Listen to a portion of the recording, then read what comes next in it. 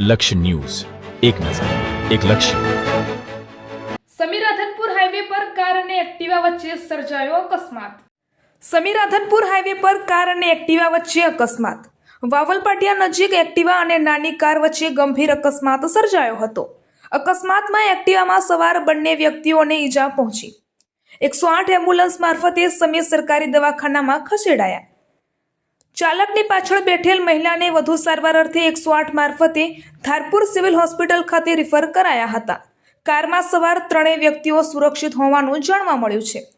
પ્રાથમિક માહિતી મુજબ એક્ટિવા ચાલક બાસ્પાથી સમી તરફ જઈ રહ્યો હતો, જ્યારે કાર સમીથી રાધનપુર તરફ જઈ રહી હતી।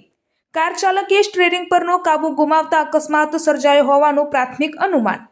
ઘટનાની જાણ થતાં જ સમી પોલીસ તાત્કાલિક ઘટના સ્થળે દોડી આવી હતી અને પોલીસે આગળની વધુ તપાસ હાથ ધરી હતી।